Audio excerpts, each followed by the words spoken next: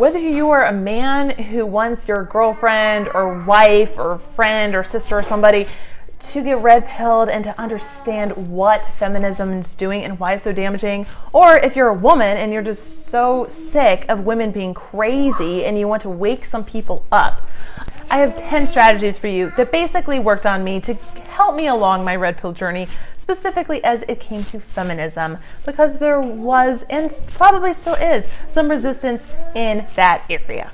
Before I get going too much with this one, I want to point out that what I'm talking about is not controlling somebody's actions or mind controlling them or indoctrinating them, but rather influencing people, helping them see the light, help people, just exposing them to new ideas and help them identify and break down this feminist influence. Because for so many people, they don't even realize it. Not even that a high percentage of women identify as feminist, but nevertheless, just from speaking to people and women, most women have some element of feminism that is holding them back in their lives. So my first tip is to be in the mindset that your goal is not to win arguments and win a debate. Your goal is to continue to deepen that relationship and just help encourage exposure to some other points of views and help people to ask themselves the questions that they need to be answering in order to defend their point of view. And then because it's a bad point of view, feminism, and it's not based on truth or fact, if somebody becomes open to actually examining it, it will self-destruct. So just trust in that process versus, don't be mean or get in a situation where you're just insulting them or anything like that, because that's just not going to be helpful. That's just going to make people mad at you. So my second tip is to use well-evidenced sources, and these could be blog posts, documentaries, even YouTube videos that actually are more based on facts and information that help point out the logical fallacies, things like that. It's so much better, honestly, to just for somebody to hear these things from somebody else that isn't you. That's just the way it is, because it can feel really, it just gives the other person the heat. And if the person is a little bit more extreme than you believe, or you don't quite agree with everything, point that out and say, I don't know if I agree with everything, but this really made me think. You want to watch it, and then, have a conversation about it.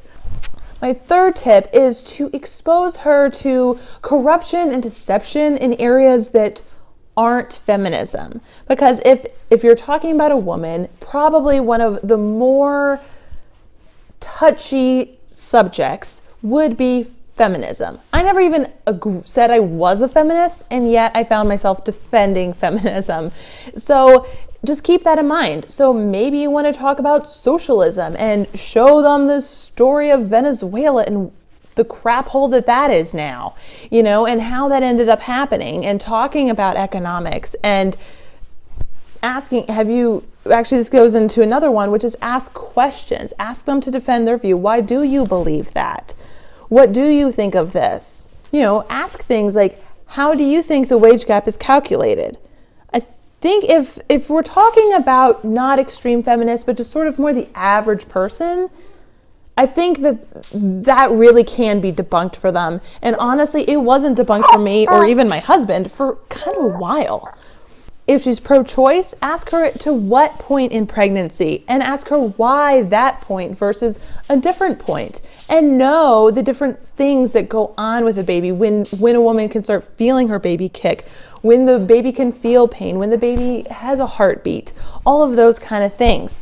Or even the idea of, after the first trimester, your body pretty much decided this is likely a viable life. Otherwise, women would have a miscarriage. So it seems to me that you don't have to go to the Bible to decide that after first trimester, it's murder. For Christian viewers, ask, what scripture are you basing this belief off of? And bring in scripture and ask, well, what do you think this means? Get curious about her point of view. So my fifth tip is to show evidence of radical feminism. I remember asking my husband, what is your beef with feminism? I don't get it. Why is it so bad to you? And then he showed me some of the, by any means necessary kind of rhetoric and kill all men and all this stuff. And I was like, oh my gosh, I didn't really realize that. I was pro-life, but like I didn't know there were all of these other manifestations of feminism. I, honest to God, didn't realize that the whole body positive movement was pushing morbidly obese bodies. I thought it was just kind of like, be grateful. I used it in fitness coaching. And I would use hashtag body positive and talk about weight loss, which I probably really made some feminists angry now that I look back. But anyway, I think that a lot of regular women just don't even know. If you're in a liberal area, I don't know, God help you. But especially if you're talking to people who aren't particularly political, I honestly believe there's a lot of lack of awareness of what feminism even stands for at this point in time. So my 6th tip is to express how you're concerned how feminism hurts women. And yes, it probably does make sense to emphasize why it's not good for women versus why it's not good for men, because everybody is kind of selfish. So it's easier for a woman to be concerned about women. Like, that's how it is. And it's the same, it's the truth for men as well. It's just our natural instincts, okay? But, to point out, like, well, what about the stay-at-home moms? What about the women that want to have little babies? Like, why are we being so mean to those people? I think people are empathetic when, I think the average person on the street does care about those things and just hasn't looked at it in the right way. I don't know, maybe I'm too positive. But the goal here is to not just say feminism is stupid, but actually point out how it is hurting people and why that is a concern. My 7th tip, I actually mentioned earlier, but don't call names or get petty or just get mean, or start acting like you hate women. Don't make fun of her opinion or anything like that. Remember, the goal isn't to win an argument or to, stick it to them. If your goal is to actually influence somebody and red pill them. My 8th tip is to emphasize the unique value that women bring. I really disagree when people start with men and women aren't equal. It's not equality. Well, we're equally valuable in the eyes of God, but we have different roles and we have different strengths. So the problem is that in feminism, basically there's such a hyper focus on economic value and a total devaluing of things that don't bring in money, but do add value to society. So if you stop going with that flow and you point out that raising children is very important, then that certainly can help. And that nurturing side and showing, you are valuable in a different way. And yes, equal under the eyes of God, but we do not have the same strengths and we are not the same thing. Do you really think that a man can do everything a woman can? I think most women would say no, but then of course feminists like to say, but we can do everything a man can, but that's just not true. And again, pulling back to why that hurts women. It leaves women feeling like failures. It leaves women overwhelmed. It leaves women frustrated and fighting against their biology.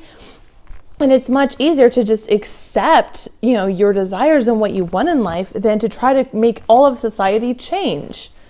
My 9th tip is to discuss the difference between equality of opportunity versus the equality of outcome.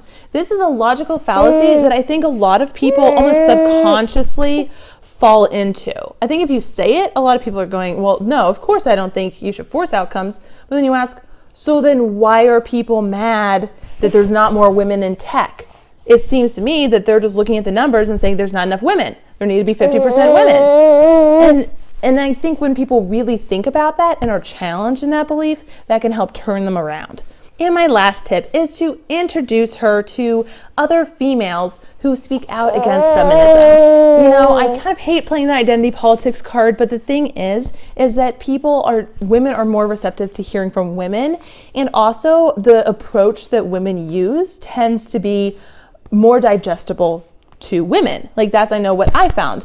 Somebody like Roaming Millennial, I could identify a whole lot more with than, yelling Alex Jones, that's not my style. And it kind of puts me on guard and on the defensive, or even Stefan Molyneux, is really not my person, and his communication style doesn't fit me. So women are probably more likely to hear from a woman, or at least hear from somebody who says things with a bit more grace than just making fun of them. So those are my 10 tips. Leave a comment with tips of your own, or which one you thought was most helpful for, influencing somebody in your life that you care about. But do remember, it's probably important to have an actual relationship with people and not to just think you're gonna, run around at the mall converting people against feminism. If you want to hear more about identifying feminist influence and breaking it down, replacing it with God's truth or logical truth, if you're not a Christian, then hit the subscribe button and notification so you don't miss out. New videos come out on Tuesdays. All right, have a good day, guys. Bye. Say bye.